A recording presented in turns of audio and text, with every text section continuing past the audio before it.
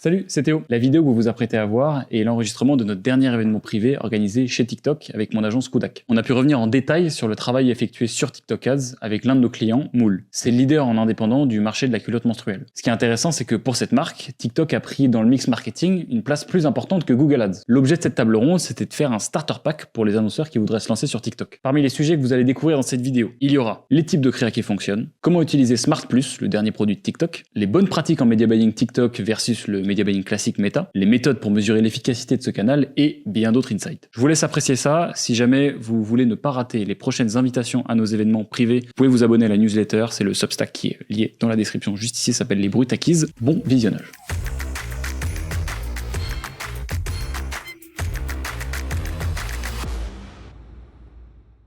Cette dernière année, on s'est rendu compte qu'il y avait une montée en puissance des régies qui étaient hors du duopole. Donc, en fait, pour simplifier le marché de la pub, il y a 90% du budget aujourd'hui, c'est les chiffres qui partent chez Meta et Google, en fait, pour les annonceurs de web type. Et c'est une réalité qu'on a vu en train de changer. Enfin, en gros, le principal blocage là-dessus, pourquoi est-ce que les gens ne donnaient pas plus de budget aux autres régies? C'est parce que les ROI étaient plus décevants que sur les régies qui avaient plus d'expérience, notamment Meta.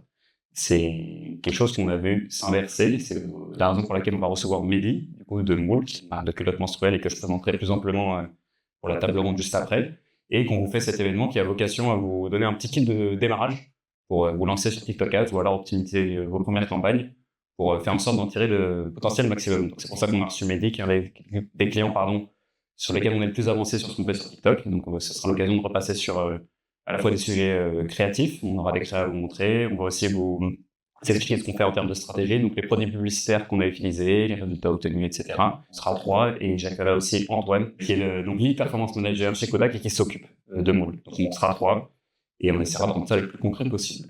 Voilà. Parfait, bon, merci beaucoup Mehdi et Antoine. Je vous fais une courte présentation. Je vous présente pour l'audience. Antoine, donc tu es lead performance manager chez Kodak. Tu as été performance manager jusqu'à récemment, avant d'avoir été promu lead. Félicitations encore. Et donc tu accompagnes Mool depuis ses démarrages. Ça fait, il me semble, un peu plus d'un an, c'est à peu près la timeline, voilà, sur un scope qui était au démarrage très méta et qui est par la suite devenu un peu TikTok. Alors on dépense pas encore autant d'argent que sur Meta, mais c'est un compte sur lequel on est assez avancé. Donc voilà. Mehdi, tu es le cofondateur de Mool, donc Mool, une marque de culottes menstruelles avec une façon de commercialiser qui est un petit peu spécifique. Je te laisserai faire la présentation. Tu fais partie des leaders sur le secteur, du moins chez les indépendants. Tu es l'une des plus grosses marques, si ce n'est la plus grosse. C'est un peu compliqué d'avoir les chiffres de tout le monde, mais donc une belle réussite en ligne, donc en 100% e-commerce pour l'instant. Est-ce que peut-être tu peux commencer par présenter Mool avec tes mots et nous expliquer un petit peu le modèle avant de... Donc Mool, effectivement, on est la première DNVB de culottes menstruelles en France. On est lancé depuis février 2021, mais on fait déjà du e-commerce avec ma femme depuis un petit moment. Et c'était vraiment une volonté de se lancer sur le marché des culottes menstruelles. On l'a fait par le biais d'une autre marque et on a trouvé que le lancement était un petit peu décevant. Et du coup, on a souhaité se spécialiser en fait dans la confection et la distribution des culottes menstruelles parce que le potentiel de marché était énorme. En fait, nous, on a raté un peu la vague du début de « Ah, c'est la mode des culottes menstruelles », c'était vraiment le lancement. Et nous, on est arrivé un peu après ça. Et pour s'imposer sur le marché, il a fallu du coup trouver une méthode pour pénétrer le marché plus rapidement que les autres parce qu'on avait déjà 2-3 ans de retard. Et notre choix, ça a été en accord avec notre mission de base qui est de équiper le plus de femmes possible avec des culottes menstruelles parce que c'est un produit pratique, économique, écologique. En gros, c'est vertueux dans tous les sens du terme. Et du coup, on a décidé d'offrir la première culotte à la cliente pour qu'elle puisse tester. Donc ça a été un pari gagnant puisque les clientes pouvaient venir sur le site, avoir leur première culotte menstruelle gratuite et ensuite potentiellement racheter. Potentiellement parce qu'on ne savait pas si elles allaient venir racheter, évidemment, puisqu'il n'y a pas de contrepartie d'abonnement à part on demandait aux clientes de s'abonner à notre compte Instagram, ce qui grossir notre communauté énormément et on est passé à 350 000 abonnés maintenant. Et donc voilà, ça a été notre moyen de pénétrer le marché. Aujourd'hui, on peut dire que ça a été un pari gagnant parce que ça nous a permis, pendant que les autres dépensaient beaucoup d'argent sur les plateformes pour gagner des clients, nous on dépensait beaucoup moins d'argent. On n'en gagnait pas pour autant parce qu'on vendait des produits gratuits évidemment, mais ça nous a permis en fait d'équiper un maximum de personnes qui aujourd'hui reviennent d'année en année. En fait, on double notre panier moyen. Donc aujourd'hui, on est à plus de 5 articles par commande en moyenne et on a toujours beaucoup d'acquisitions en cours. Donc on est vraiment dans une phase d'équipement des clientes qui ont déjà testé la culotte menstruelle et qui veulent s'équiper pour leur cycle. Et donc notre stratégie, c'est vraiment, et la mission, le cœur de mission, c'est d'équiper le plus de femmes possible avec ce produit qui est pour nous révolutionnaire. Et pour ça, voilà, on a des stratégies à la fois de prix, en rapport qualité-prix, on est meilleur que les autres, mais on a une stratégie de prix qui est assez agressive parce qu'on veut que les gens s'équipent et on veut que la culotte menstruelle coûte moins cher qu'une culotte traditionnelle pour que ça coûte moins cher d'avoir ces règles que de ne pas les avoir. Et ça, c'est notre mission. Avec ma femme en tout cas depuis le début, donc voilà, on continue dans ce sens-là. Top, donc c'est un produit que vous marketez aujourd'hui en 100% e-commerce. Peut-être qu'on peut faire un petit bilan de l'état du mix marketing au début de l'année 2024 et tu nous expliques un petit peu ce que tu avais mis en place avant de commencer à taffer avec nous. Oui, du mix marketing entre répartition TikTok et autres plateformes. Ok. Nous, ce qui a vraiment créé un gap, je trouve, dans le spend TikTok, bon, au-delà des résultats qui commençaient vraiment à significativement améliorer, ce qui n'était pas forcément effectivement le cas avant. Et avec plusieurs dizaines de milliers d'euros d'investissement par mois sur TikTok, on peut aujourd'hui dire que c'est une plateforme qui clairement a sa place. Et c'est vrai que ça a été vraiment, je trouve, le programme TTCX dont on a bénéficié, donc la possibilité effectivement d'avoir des créas gratuites entre guillemets avec un engagement de spend derrière, parce que la créa c'est le cœur du sujet, mais quand on vend des produits gratuits, on n'a pas forcément l'argent de payer cher des créateurs pour avoir beaucoup de créa. Et c'est vrai que ça a été un levier intéressant qu'on a exploité, en tout cas chez TikTok, qui a fait améliorer à la fois nos résultats et améliorer notre habilité à amener de la créa un petit peu TikTok-friendly, comme il disait, parce que ce n'est pas les mêmes forcément qui fonctionnent sur Meta ou sur TikTok. Donc voilà, mais aujourd'hui, c'est une bonne part de notre budget marketing qui est sur TikTok. Oui, le mix historiquement était très méta-dépendant. Oui, bien sûr. Ouais. Alors peut-être aussi pour toi Antoine, qu'est-ce qui fait que tu penses que le canal TikTok Ads était adapté pour Moule? Pour les messages qu'ils peuvent faire passer, parce qu'ils peuvent toucher une audience quand même assez forte sur TikTok qui peut être ultra engagée. Et ce qu'ils disaient, ils ont quand même une mission qui est assez forte d'offrir la première culotte et d'équiper le plus de femmes avec cette offre de la première culotte. Et pour moi, du paid, avoir une offre avec une culotte offerte, c'est un peu du pain béni et faut le tester sur toutes les plateformes. Et ce que Mehdi disait sur le point le plus intéressant pour Moule sur TikTok, c'est de tester un volume de créa et tester beaucoup de créa avec ces messages offres et avec aussi plus le bénéfice de la culotte menstruelle parce que c'est quand même un truc à éduquer toutes les femmes. Là, le marché commence à être bien éduqué sur les culottes menstruelles, mais il y a quand même un sujet d'éducation sur le marché par rapport à la culotte menstruelle. Et je pense que Moule a eu été un gros acteur de l'éducation des femmes sur la culotte menstruelle, grâce aussi à l'audience TikTok. Aujourd'hui, ça représente quelle part du mix marketing? Environ 15% en 2024 sur TikTok. D'accord. Et peut-être, sans rentrer trop dans les détails, parler un peu des résultats versus Meta, quelle satisfaction vous en tirez? Les résultats sont en termes de, si on regarde les ROAS plateformes, on est à peu près similaire à Meta, en tout cas sur des volumes d'invest différents, mais en rentabilité plateforme, on est à peu près similaire, sauf que ça représente encore que 15%. Si on regarde les post-purchase survey, ça représente aussi 15% des nanas qui achètent, qui disent après l'achat avoir commandé TikTok. Donc l'investissement est assez cohérent par rapport à ça. Et après, le mix, il va être sur Meta principalement. Il y a un peu de Google qui commence à prendre un peu plus de place et un peu de Snap, mais c'est canaux principaux, en tout cas pour Moule, c'est pas Meta et Google, c'est Meta et TikTok. Ouais. Avec TikTok qui prend de plus en plus de place dans le mix. Ok. Est-ce que toi, du coup, tu as repéré des bonnes pratiques sur une façon spécifique de faire l'achat média sur TikTok Ads versus Meta? Qu'est-ce que tu dirais en fait à un média buyer que Meta ou une marque qui te représente sur Meta et qui veut se lancer sur TikTok? De développer des créas et d'y aller. En vrai, c'est la meilleure pratique à faire, c'est juste faire des créas, y aller. Et en vrai, c'est pas pour faire la lèche aux Performance Plus et tout, mais nous, on a eu la chance de les tester dès le départ. Ça s'appelait d'ailleurs pas Performance Plus, Web All-in-One, je sais plus quoi au début. Mais maintenant, j'ai que ces campagnes-là qui tournent et c'est vraiment les campagnes les plus optimisées. Donc en vrai, ça peut être assez simple de se lancer sur TikTok si vous avez un produit qui peut bien se vendre et avec un message à faire passer grâce à des créas.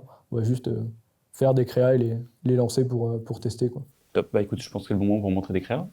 Si on peut passer à la slide d'après, j'en ai pris 3 qui sont parmi les 3 meilleurs. Excuse-moi, d'après toi, combien coûte cette culotte menstruelle? Déjà, super jolie. Je sais pas, je dirais 35 €. Je sais pas, les culottes menstruelles ça coûte un peu cher, je dirais 40 €. Ok, si je te disais qu'elle était gratuite. Comment ça gratuite? Bah en fait c'est une marque qui s'appelle Moule qui veut lutter contre la précarité menstruelle et en fait ils t'offrent ta première culotte menstruelle. Ah mais c'est trop bien. Ouais. Ça s'appelle comment t'as dit? Moule, M-O-O-L et en fait il te suffit d'aller sur leur site, de rentrer le code offerte et t'as ta première culotte menstruelle gratuite. Et bah génial, je vais commander ma culotte. Merci, à bientôt.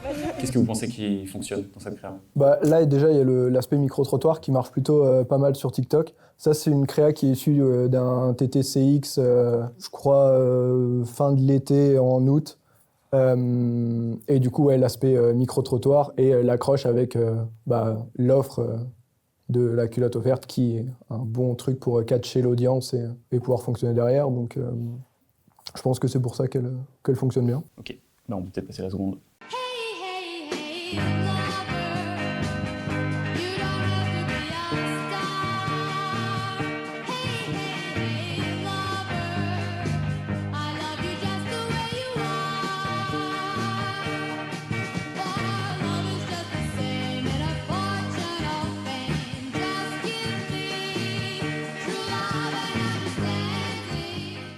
Alors celle-là, c'est une vieille créa aussi.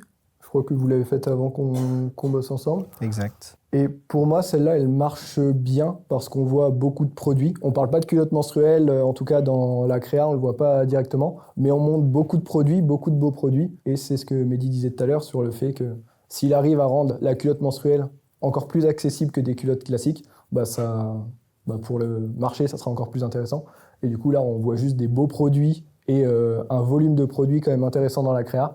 Et je pense que c'est pour ça qu'elle fonctionne depuis aussi longtemps, parce que je crois pas qu'elle tourne en ce moment, mais elle a plus d'1 an et elle a quand même bien tourné. Donc, Oui, ça va un peu à l'inverse d'ailleurs d'un mythe qui tourne sur TikTok, qui est que les créas se crament très rapidement. Et la troisième est encore pire là-dessus, mais il y a certaines créas qui vont performer pendant très longtemps. Et après, c'est le rôle un peu aussi du media buying de pouvoir faire des créas. Enfin, il y a le truc du media buying et de la réflexion autour de la créa, faire des créas qui peuvent durer dans le temps. Donc celle-là, typiquement, il n'y a pas de problème de la relancer plus tard. Mais il y a des créas qui vont s'épuiser au bout d'un moment, mais on peut les relancer 15 jours, 1 mois plus tard, et elles peuvent repartir, reperformer, retoucher un peu une autre audience. Et c'est aussi un peu le jeu des algos de, au bout d'un moment, ils vont s'épuiser un peu sur l'apprentissage autour d'une créa et de pouvoir la couper, la relancer quelques temps plus tard. Et ça va faire que l'algo va un peu se relancer, repartir à zéro sur la créa là. Et si c'est une créa qui a bien marché, elle peut bien marcher derrière. On peut montrer la troisième qui est ma préférée. Ça y est, c'est l'arrivée des jours rouges. C'est pas la période la plus cool du mois, mais j'ai trouvé un bon plan qui rend le moment beaucoup plus agréable. Ce bon plan, c'est les culottes menstruelles Moule. Grâce à elles, je peux me réveiller sereinement et commencer ma journée comme si de rien n'était. Armée de ma meilleure alliée, je peux attaquer ma journée en faisant une petite séance de sport. Mes règles ne vont certainement pas m'arrêter. Ma moule peut me protéger d'absolument toutes les fuites indésirables que l'on peut rencontrer pendant nos règles. En plus, regardez, elle est carrément invisible, on voit pas du tout la démarcation. Ensuite, après une bonne séance de sport, je passe à la douche et j'oublie pas de prendre soin de moi parce que si je pense pas à moi pendant mes règles, qui le fera? Je voulais me reposer, mais j'ai parlé trop vite, donc me voici repartie pour aller déjeuner avec mon chéri. Je renfile une nouvelle moule et c'est parti pour un bon repas. Après ça, j'ai invité ma meilleure copine pour une petite soirée pyjama et elle m'a posé plein de questions sur ma moule. C'est vrai que maintenant, je ne vis que pour elle. J'ai plus peur des fuites, il n'y a plus de soucis d'inconfort et c'est trop top pour l'environnement. Abonne-toi à leur compte Instagram pour recevoir ta première culotte gratuite. Celle-là, c'est un ovni. Ouais. C'est la créa historique du compte qui tourne depuis, mais elle tourne pratiquement en continu et elle prend maximum de spend. Et c'est ultra rare, et c'est pour ça que je dis que c'est un ovni, une créa qui performe sans vraiment la couper et qui performe toute l'année, qui performe mieux que certaines créas où on va pousser des messages soldes pendant les soldes. Celle-là va mieux performer et générer plus de trafic. Et très intéressante sur le format One Day With Me qui performe bien. On a beau refaire ce format-là, cette créa là de Tuan, la créatrice, c'est celle qui performe le mieux sur le long terme. D'où l'importance, encore une fois, il n'y avait pas spécialement de stratégie derrière cette créa, à part la stratégie créative basique qui est celle qu'elle est dans la vidéo, mais de créer sans forcément se dire c'est celle-là qui va marcher ou c'est celle-là qui va marcher. Passez votre message. Je pense que quand on construit une marque, En fait, l'idée, c'est de communiquer sur le message et sur l'offre et sur ce que vous avez envie de présenter. Mais après, effectivement, il faut aller chercher du volume de créa parce que celle-ci, quand elle est sortie, il n'y avait aucune raison objective. Enfin, même moi, aujourd'hui, si vous me dites pourquoi celle-là, elle a mieux fonctionné qu'une autre, c'est compliqué de déterminer. Est-ce qu'elle génère plus d'interactions ? Est-ce qu'il y aura plus de commentaires ? Est-ce que, voilà, on ne peut pas vraiment le savoir en avance et c'est important de faire du volume de créa. Et pour le coup, celle-ci, et je ne pense pas me tromper, c'est une créa qui n'est pas forcément TikTok-friendly, qui n'a pas été faite spécifiquement pour TikTok et qui fonctionne très bien sur TikTok, mais qui fonctionne aussi très bien sur Meta. Je crois que c'est la créa aussi historique qui fonctionne le mieux sur Meta. Donc voilà, faire de la créa, idéalement TikTok-friendly, bien sûr, quand on va sur TikTok, il faut s'adapter au public, mais pas forcément trop chercher à faire quelque chose de parfait ou le truc qui va marcher. Je pense qu'il faut délivrer son message et faire un volume de créa qui fait qu'on peut sortir quelques créas qui vont mieux performer que les autres pour mieux passer le message. Et à ce sujet, du coup, quelle est l'organisation créative pour sortir les créas nécessaires on fait beaucoup d'UGC maintenant. On va faire beaucoup de statique aussi, de créa statique sur Meta avec des messages assez punchy sur notamment la culotte offerte, mais sur l'éducation aussi, le fait que c'est un produit confortable, que en fait la culotte menstruelle c'est pas un produit disgracieux, c'est pas un produit voilà. C'est pour ça qu'il y a aussi des créas où on va se présenter comme une marque de lingerie, pour que les clientes, finalement, le voient qu'après, qu'on ait une marque de culottes menstruelles. Elles se disent « Ah, ça a l'air sympa, ça a l'air joli. Ah, mais c'est des culottes menstruelles, je ne pensais pas que c'était possible d'être culotte menstruelle et que ça fasse joli aussi. » Donc voilà, il y a de la stratégie créa où on va parler de notre offre, il y a de la stratégie créa où on va parler plus généralement du produit et faire de l'éducation. Et il y a un autre pan de la strat qui est de se présenter comme une marque de lingerie. D'ailleurs, pour nous, on est une marque de lingerie menstruelle et on deviendra une marque de lingerie parce que notre vision à long terme, c'est que et on le partage avec ma femme, bon moi évidemment je ne peux pas en parler personnellement, mais c'est un sujet qu'on partage avec ma femme, c'est que les culottes, en fait, tous les sous-vêtements féminins devraient être équipés d'un système de protection.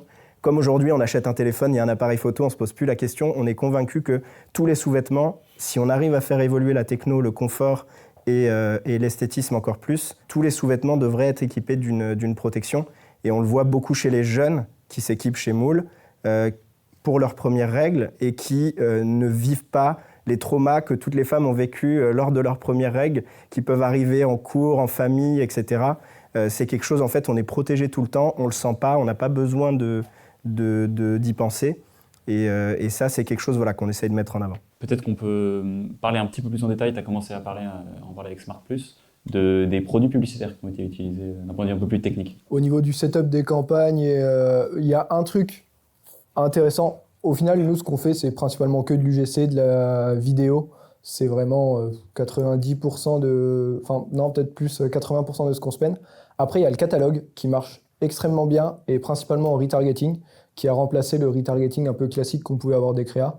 Maintenant, mon retargeting sur TikTok est uniquement avec le catalogue et c'est ce qui génère le plus de volume et de rentabilité.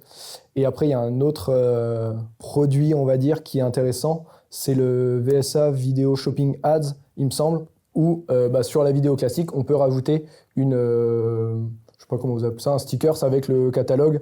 Donc, il y a la fiche produit qui s'affiche en bas avec le catalogue. Et ça, c'est des trucs qui ont permis d'améliorer grandement le CTR. Je n'ai pas de chiffres précis, mais ça fait beaucoup plus cliquer d'avoir la vidéo qui explique le concept, le produit, et d'avoir le produit directement. On sait que les catalogues, c'est des placements généralement qui fonctionnent très bien en taux de clic. Donc pouvoir ajouter cet aspect-là au-dessus de la vidéo, c'est un truc qui apporte pas mal. Donc au niveau des produits, c'est à peu près ça.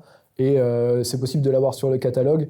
Et du coup, vu qu'on a l'offre de culottes offertes, j'ai aussi un stickers en bas quand je ne mets pas le catalogue qui met en avant l'offre offerte où il y a directement le code promo qui est incorporé dedans pour que quand les nanas arrivent sur le site, elles aient directement le code promo qui soit copié et qu'elles puissent l'utiliser directement. Donc au niveau du setup actuel, on a testé en vrai toutes les nouveautés, mais là c'est principalement une campagne Smart Plus où je mets que des vidéos. D'ailleurs, il faut peut-être que je teste un peu plus de statique parce que je ne l'ai jamais trop fait parce que pour moi, TikTok reste quand même du format vidéo de base et j'exploite beaucoup plus la vidéo. Mais une Smart Plus pour vraiment l'acquisition et principalement du catalogue pour le retargeting. Top. Alors, on peut conclure juste avant de passer à vos questions, si vous en avez, par faire un petit kit de démarrage. Si tu devais faire un kit de démarrage, Antoine, Antoine et Mélie d'ailleurs, à une marque qui veut se lancer sur TikTok. Je crois d'ailleurs, je vous ai pas posé la question, qui investit de l'argent sur TikTok? Essayez de lever la main. Qui investit plus que 10% de son budget sur TikTok? Bon, c'est une minorité, on dépend, voilà, on vous disait 15% du budget, donc je pense que c'est un bon point de départ pour vous faire un kit. Le premier truc qu'il faut, c'est, je dirais, au moins 5 créas pour pouvoir se lancer sur TikTok.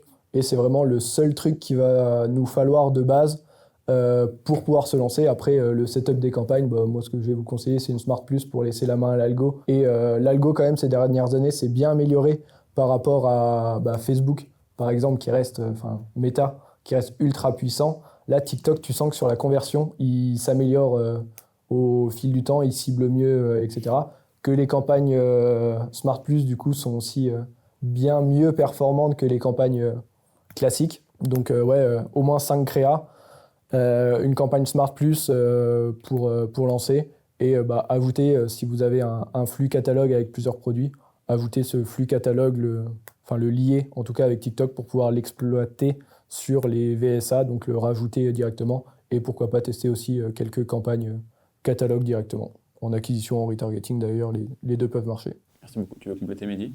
Oui, peut-être aussi le tracking, c'est important de pouvoir bien traquer aussi ce qui remonte. Je sais que Kudak, ils nous ont pas mal aidé là-dessus parce que le paramétrage du pixel, après il y a des basiques, mais c'est vrai qu'avec Kudak, on est allé un petit peu plus loin dans le tracking pour être capable d'alimenter l'algo avec les bonnes infos. Donc moi, je suis pas un grand technicien du tracking et c'est pas mon métier, mais c'est aussi pour ça qu'on s'est fait accompagner là-dessus. Mais c'est vrai que parfois, je pense, peut-être certains e-commerçants font l'erreur de passer rapidement sur l'aspect du tracking et que ça peut... le tracking, je ne sais pas si tu veux en parler peut-être plus après, mais en gros, basiquement, c'est suivre les interactions qu'on a sur les différentes créas et déterminer les acheteurs, les ajouts au panier, etc., toutes les interactions, une fois les clients arrivés sur votre site, détecter toutes les interactions qui se passent sur votre site pour détecter les personnes qui sont le plus intéressées, etc. Donc ça, c'est un aspect qu'on a aussi travaillé. Ça doit contribuer forcément à l'augmentation des résultats, quoi. En vrai, il y a 2 choses sur le tracking qui sont importantes. Et c'est vrai que c'est limite la base. Je ne l'ai pas évoqué, mais effectivement, c'est la base de... Si on veut se lancer sur TikTok et sur n'importe quelle plateforme, il faut avoir un tracking fiable. Et server-side, c'est mieux. On va contourner tout ce qui est adblocker, ITP, les blocages d'Apple avec iOS 14. Donc l'objectif d'avoir un tracking fiable, c'est d'envoyer un volume de données le plus cohérent possible par rapport à ce qu'on a dans le back-end pour 2 choses. Déjà, la lecture des résultats, être sûr que quand on voit des résultats sur la plateforme, ils soient le plus juste possible avec la réalité. Et 2, ce que je disais sur l'algorithme qui s'améliore, plus on va lui envoyer de données et si on peut lui envoyer toutes les données qu'on a, en tout cas qui se passent sur notre shop, l'algo va apprendre beaucoup plus sur quel type de personne vient sur mon site, quel type de personne achète, quel est le panier moyen sur mon site et du coup quel type de personne il a l'habitude de faire des achats dans ce type de panier moyen. Et du coup, effectivement, avoir un tracking fiable, ça améliore grandement l'apprentissage et ça vous fait gagner autant du temps sur la montée en puissance de l'algorithme et du coup des performances que de la fiabilité dans votre lecture de résultats sur la plateforme pour être sûr que si vous avez des bonnes perfs ou des mauvaises perfs, que de les comprendre et de pouvoir les analyser de manière sereine en mode c'est vraiment ce qui se passe en réalité, même si nous, ce qu'on conseille toujours, c'est de regarder par rapport à votre augmentation d'investissement sur TikTok, par exemple, comment va réagir votre chiffre d'affaires, votre trafic en face et essayer de ne pas regarder que les chiffres plateformes, mais de regarder aussi l'apport par rapport à un investissement sur votre chiffre d'affaires au global. Si tu veux aller plus loin sur le sujet TikTok Ads et plus largement améliorer le résultat de tes campagnes d'acquisition, je te rappelle que Kudak pilote depuis 5 ans les stratégies sociales et search de plus d'une centaine de marques e-commerce, pour un peu plus de 40 millions d'euros de spend annuel. On a construit l'agence sur le constat d'un problème majeur chez la plupart des marques qui plafonnent en ligne, c'est qu'elles pensent qu'elles ont un problème de ROS alors qu'elles ont un problème de contribution. Dit plus simplement, elles ont un super ROS ou CPA dans Meta, Google, TikTok, Snapchat, etc. Mais pour autant, elles n'arrivent pas à atteindre leurs objectifs de croissance. Pourquoi ? Eh bien, c'est la conséquence d'une erreur que font beaucoup d'annonceurs, c'est de juger le succès de leur campagne d'acquisition avec des métriques plateformes qui sont en fait bourrées de biais. Entre autres parce que ça repose sur les modèles d'attribution propres à ces dites plateformes, qui vous donnent donc une vision partielle de la réalité. Chez Kudak, on est une agence spécialisée dans le déblocage de ce type de plafond en particulier. Notre approche, c'est de ne juger l'efficacité d'une machine d'acquisition que sur sa capacité à acquérir de nouveaux clients. On a appliqué notre méthode en B2C et en B2B pour des annonceurs qui dépensent de 3 à 300 000 euros par mois en publicité digitale. On est partenaire premium de Meta, Google, TikTok et toutes les régies, et régulièrement consulté par les médias pour notre expertise en publicité. Si tu veux qu'un expert Kudak te fasse un audit de ta situation en acquisition et en déduise un plan d'action pour te sortir de cette situation très inconfortable, tu peux réserver un appel de découverte directement sur notre site ou bien remplir le formulaire de contact. J'ai hâte qu'on puisse échanger. Retour à la vidéo. On peut passer à vos questions. On a un petit peu de temps si... Oui. Moi j'ai une question sur la payback période une fois que tu as offert du coup la culotte. Comment tu monitores un bon ou un mauvais client vu que tu en as donné une? C'est quoi le temps tu vas, enfin, le nombre de temps, j'imagine peut-être un cycle ou deux, où tu vas après essayer de regarder c'est quoi ta rentabilité pour un client et peut-être du coup la LTV à terme. Ouais, bien sûr, ça a été le gros sujet du début parce qu'au début, en fait, quand on a lancé la culotte offerte, les 10 premiers jours étaient assez plats et je crois que c'est le 11e jour, on s'est pris 1600 commandes dans la journée et on n'a pas trop compris ce qui s'est passé en fait parce qu'on n'a pas changé les investissements médias, etc. Mais on s'est pris 1600 commandes dans la journée. En fait, le stock qu'on avait prévu pour 3 mois, on l'a vendu en 2 jours. Et là, on s'est dit, OK, bon, il y a un truc, forcément, on donne un produit, mais les gens ont confiance, donc il y a peut-être quelque chose à exploiter. Donc, on a évidemment reproduit du stock, etc. Ça a pris énormément de temps à se structurer. Là, comme ça, dit comme ça, on dirait que tout s'est emballé tout de suite, mais non, ça a été très long. Pendant presque un an, les gens commandaient qu'un produit, en fait, sur notre site. Notre moyenne de commande, elle était à 1,05, je crois. Donc, il y avait très peu de gens qui prenaient un produit supplémentaire. Donc, il y avait vraiment ce double... à la fois, je suis tenté par l'offre et à la fois, est-ce que c'est pas une arnaque? C'est impossible qu'on m'offre un produit, en fait. Et donc, ça a mis du temps avant de décoller.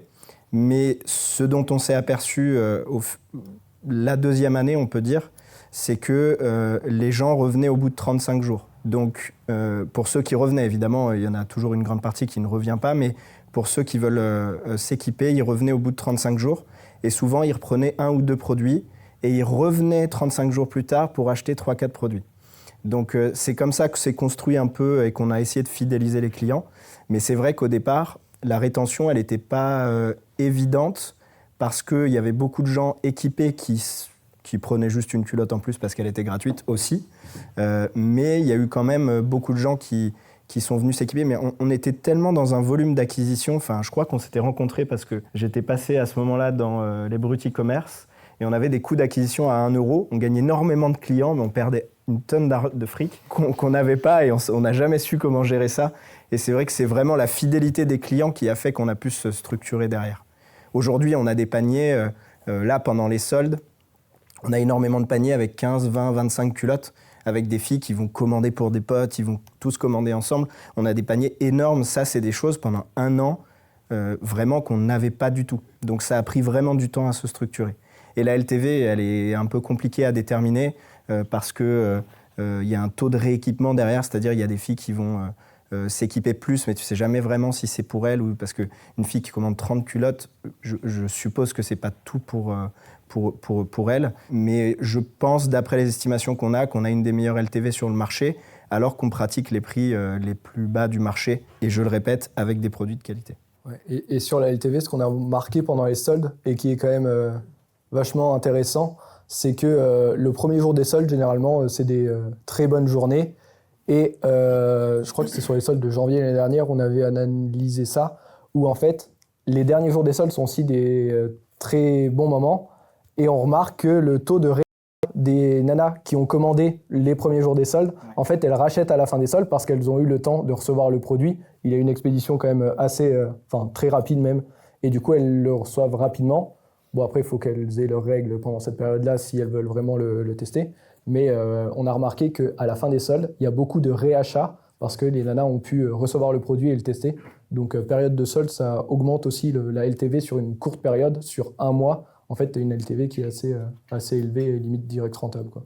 C'est quoi la durée de vie du produit et du coup, en combien de temps il recommande en général? Tu parles d'une bonne LTV. En gros, après, ça dépend encore une fois de comment tu vas entretenir le produit, etc. Nous, on annonce 5 ans. Il y a des femmes qui vont les garder plus longtemps parce qu'elles en prennent extrêmement soin, etc. et qu'elles respectent scrupuleusement ce qu'on dit. Mais c'est vrai qu'il y a une petite membrane en fait, à l'intérieur qui garantit l'étanchéité. Pas l'absorption, mais l'étanchéité. Et cette membrane-là, si vous avez des clients, par exemple, qui lavent à 90 degrés ou qui passent au sèche-linge, parfois on a des soucis. Donc voilà, nous, on annonce 5 ans. Je pense que les femmes ne se rééquipent pas forcément par nécessité, mais parce que les produits sont confortables. On fait des produits sans couture, avec de la dentelle, etc. Donc on a des modèles qui peuvent complètement remplacer une lingerie traditionnelle, voire mieux. Donc voilà, mais c'est entre 3 et 5 ans. Mais comme je disais, les gens se sont équipés petit à petit. Donc ils ne sont pas tous équipés tout de suite pour un cycle, et puis ensuite on les revoit 5 ans plus tard. Donc il y a vraiment eu un équipement au fil des mois et des années en fait. Et le jour où tu as eu tes 1600 commandes, là, ça a dû être quand même 5 d'un côté, tu as dû être nous, face au vide où tu t'es dit mais ok, mais il faut absolument qu'ils recommandent derrière. Nous on était, ouais, en fait on était vraiment, je sais pas, entre deux sentiments très bizarres de comment on va faire pour livrer tout le monde. Et on était dans le sud un week-end avec les enfants chez les parents de ma femme et on a vu les 2000 commandes tomber, on s'est dit, en 24 heures quoi. Et ok, on s'est dit, bon, bah go, on y retourne et on va shipper tout ça. Mais ouais, t'es entre deux sentiments de, il y a de l'appétence pour le marché. Je pense que le message, il est cohérent. Et parce qu'aujourd'hui, tous les acteurs de la culotte menstruelle continuent de vendre des produits très chers. Ce que je critique pas spécifiquement, mais on est sur un produit de première nécessité. Nous, par exemple, tous les retours qu'on a, on va les donner à des assos qui luttent contre la précarité menstruelle. On n'a même pas communiqué dessus, mais on a fait des OP incroyables en Afrique où on a équipé des centaines de femmes avec des culottes menstruelles. On fait beaucoup d'équipements aussi dans des assos, dans des BDE, dans des collèges, lycées, etc., qui vont avoir peut-être certaines des budgets pour financer, d'autres qui n'ont pas de budget. On va vraiment faire des prix très accessibles pour que les gens puissent s'équiper. C'est vraiment dans notre cœur, dans notre ADN, de distribuer les produits le plus largement possible. Donc on était contents quand les commandes sont tombées, évidemment, puisque ça va dans le sens de la mission. Mais ça a entraîné pas mal de soucis derrière. Tu savais pertinemment, toi, que s'ils allaient me racheter plus tard Non, pas du tout. Ah non, je pourrais te dire, ouais, on est des génies, on a vu le truc venir. Non, pas du tout. Et quand ça fait 3, 4, 5 mois, 6 mois que tu ships des culottes gratuites tous les jours et que tu vois peu de... non, tu stresses. Non, vraiment, ça a été flippant. Mais en même temps, on s'est dit... après, tu prends un peu de hauteur, tu discutes avec des boîtes qui sont sur le même marché que toi, qui dépensent 50 € pour gagner un client. Toi, tu dépenses 1 € pour gagner un client. Tu te dis, en fait, l'argent que les autres donnent à Meta, en fait, toi, ton client, pour qui tu as payé 50 € pour le gagner sur ton site, il a juste donné 50 € à Meta. Moi, les 50 €, je les ai donnés à mon client. Donc, quelque part, c'était assez vertueux et sain. Donc, on s'est dit, go, on continue. Et petit à petit, ça a payé, mais ça a pris du temps. Ouais. Aujourd'hui, vous êtes essentiellement en France ou vous êtes allé un peu à l'international ? Essentiellement en France. On s'est cassé la gueule aux US. On a ouvert un bureau à Phoenix, en Arizona, mais ça n'a pas fonctionné. On avait un taux de conversion sur le site à 14%. C'était lunaire, mais on n'a pas réussi à structurer les choses comme il faut. Mais principalement en France. 95% de notre chiffre d'affaires, il est en France. On vend beaucoup en Belgique. Voilà, on a vendu 1 million de culottes en 2024. On vise 2 millions de culottes en 2025. Les culottes menstruelles, elles vont bientôt être remboursées par la Sécu pour les jeunes. Donc ça va encore dans ce sens-là. On est en discussion avec le ministère de la Santé pour être sûr de bien respecter le cahier des charges et tout ça. Voilà. Mais donc, pour l'instant, on est assez ancré sur le marché français. Et le fait qu'il y ait cette sensibilisation sur cette précarité menstruelle qui existe chez les jeunes, mais pas que. On est une vingtaine dans l'équipe aujourd'hui. Il y a déjà énormément à faire en France et je pense qu'on va se concentrer sur la France. Le e-commerce, c'est plus ce que c'était avant, ça c'est mon opinion. Avant, il y avait beaucoup d'opportunisme, de je lance en Allemagne, je lance des créas, ça marche tout de suite, etc. Je pense que maintenant, le e-commerce, il faut vraiment le voir comme construire une brand, construire une marque. Et donc, si on veut aller construire une marque en Allemagne, c'est complètement légitime, mais ça prend du temps. C'est pas juste lancer des créas et on va tester et voilà. On l'a testé. On l'a testé. Oui, voilà, on l'a testé, mais ça ne répond pas. Et quand je discute avec des e-commerçants qui font des dizaines de millions d'euros de chiffre d'affaires, c'est un peu le même constat. C'est plus, on se retire un petit peu de ce qu'on a à droite, à gauche, et on se reconcentre sur nos fondamentaux. Nous, c'est ce qu'on essaye de faire avec Moule, avec un développement du catalogue. On a peu de produits au catalogue encore, on a une quinzaine de modèles et c'est pas assez. Donc on veut vraiment aller faire plus de modèles et se reconcentrer sur notre marché. Et comme je dis, ça va être des millions de femmes qui vont venir s'équiper en étant remboursées par la sécurité sociale, donc ça devrait intervenir en septembre 2025. Il va falloir qu'on soit structuré pour pouvoir livrer toutes ces clientes-là déjà, plutôt que d'aller chercher à partir à droite à gauche comme on a fait un petit peu au début, mais c'était un peu casse-gueule. Et du coup, aux US, tu disais, il y a un truc que je comprends pas, ça n'a pas marché, 14% de conversion. On a eu des soucis en fait, c'est que nous on ship des produits gratuits. Donc la stratégie c'est de faire partir en format lettre. Parce que si on envoie du colis, ça coûte trop cher et c'est ingérable. Donc on envoyait les culottes en lettres. C'est ce qu'on a fait en France au départ. Maintenant, on utilise colis privé parce qu'on a eu des soucis avec la poste, mais c'est autre chose. Et en fait, on a eu la même typologie de soucis avec les USA, qui en gros, USPS, donc qui est la poste locale aux États-Unis, nous a dit qu'on ne pouvait pas shipper nos culottes en format lettre parce que les lettres n'étaient pas uniformément plates. C'est-à-dire qu'on respectait toutes les tailles, mais le seul paramètre qu'on n'avait pas pris en compte, c'est dans leurs conditions générales le fait que le colis doit être uniformément plat. Une lettre doit être uniformément plate. Et donc, ils nous ont attaqué là-dessus et ça a duré 4 mois de négociations avec eux.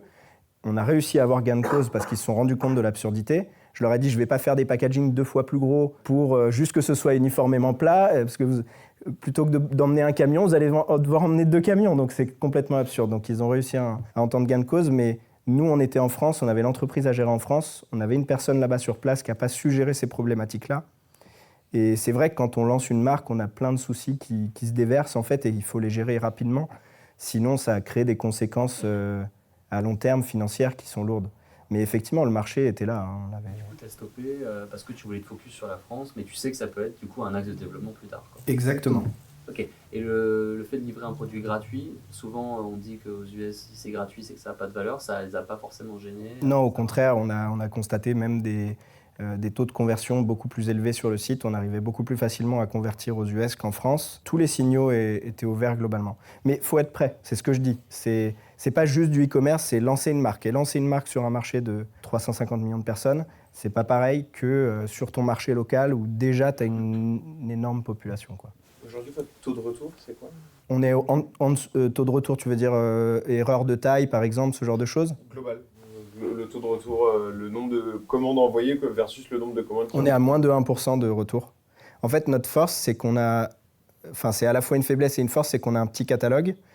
Du coup, sur chaque référence, par exemple, notre modèle phare, on va en vendre des dizaines de milliers par mois. Ouais. Et du coup, on a affiné notre guide détail en fait, au fil de l'eau, ce qui fait qu'aujourd'hui, on est capable d'être meilleur en recommandation de taille que Dim, par exemple, dans les culottes menstruelles. Et ça, c'est cool parce que ça permet... Bon, déjà, de ne pas frustrer la cliente quand elle reçoit son produit, mais surtout, on a un taux de retour qui, dans la lingerie et dans le e-commerce, globalement, moins de 1%, c'est relativement bas. Moi, je trouve que vous avez un nom de marque qui est quand même vraiment cool. Et dans la 3e vidéo, vous avez OVNI. Je pense que ça joue aussi toutes les blagues sur moule, etc. Est-ce que c'est un axe créatif que vous avez poussé, ça, sur TikTok ou ça? Non, pas trop. C'est vrai oui, c'est vrai qu'il y a eu beaucoup d'interactions sur le nom de la marque, etc. Et on voit que c'est un mot qui commence à devenir un mot d'usage courant. J'ai même discuté récemment avec un concurrent qui m'a dit « Oui, parce que toi, tu vends 4 moules à une cliente. » Et en fait, ça devient un mot d'usage courant. Et c'est vrai que ça a été drôle, mais ça a été aussi fait au départ pour aussi se démarquer un petit peu des autres. Ça a été un peu la stratégie, donc il n'y a pas de blague salace derrière ou de tout ça, mais ça a été vraiment quelque chose que, en plus c'est une idée de ma femme, mais ça a été vraiment quelque chose, je pense effectivement, après réflexion, qui a peut-être fait en sorte que la marque a un peu plus facilement rentré dans la tête des gens aussi. Et c'est vrai que c'est un truc qui fait réagir. On l'a jamais testé en axe créatif, on l'a jamais testé de faire un hook là-dessus ou de commencer, ça peut se tester, parce que dans beaucoup des vidéos qui sont postées, si on regarde les commentaires, il y en a quelques-unes qui vont dire « Oh, moule », soit qui vont être totalement contre, en mode c'est quoi ce nom de marque, c'est ça, soit qui vont dire « C'est trop stylé et bien kiffé ». C'est assez clivant en vrai comme nom de marque et du coup t'as les deux. Mais c'est vrai qu'en axe créatif, ça peut être intéressant. Un truc à la Bocu.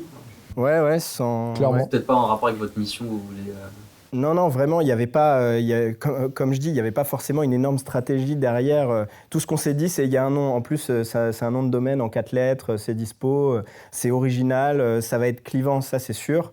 Mais on se rend compte que moule, ça devient un mot d'usage courant, en tout cas pour nos clientes, qui va désigner une lingerie plutôt que ce que les gens vont avoir en tête en premier lieu. Je pense que c'est mieux que ça devienne ça plutôt que ce que c'était avant.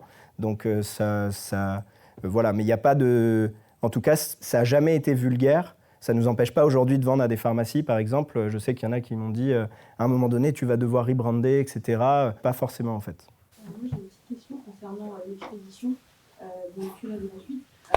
Je veux savoir, les frais, ils étaient à la cliente ou à... Alors, les frais de livraison, ils sont payés par la cliente. Ça, c'est normal parce que sinon, on vendrait complètement à perte et en fait, c'est illégal déjà, premièrement. Mais les frais d'expédition sont payés par la cliente, mais ce qu'on fait pour rendre complètement gratuit, c'est qu'on rembourse ses frais de livraison à la deuxième commande. Donc, si effectivement la cliente... en ce moment, on a un pop-up store qui est ouvert à Lyon où là, on a dit tu peux aller chercher ta culotte gratuitement. Tu y vas, tu te présentes et tu repars avec une culotte menstruelle complètement gratuite sans rien avoir à payer. Donc ça marche assez bien. Tu donnes ton mail quand même. Oui, il faut qu'on puisse quand même garder le contact. Parce que sinon, c'est un suicide financier. Mais effectivement, dans ce cadre-là, la cliente paye les frais de livraison et on lui rembourse dès sa deuxième commande. Ça a été un peu la stratégie aussi pour essayer de faire revenir les clientes chez nous. C'est ça. Mais effectivement, on a un entrepôt, on a 10 personnes dans l'entrepôt à Dardy, à côté de Lyon, qui travaillent. Les expéditions coûtent cher. Voilà, on a besoin aussi de financer ça et que, de toute façon, sinon on serait mort, tout simplement. On a déjà frôlé la mort.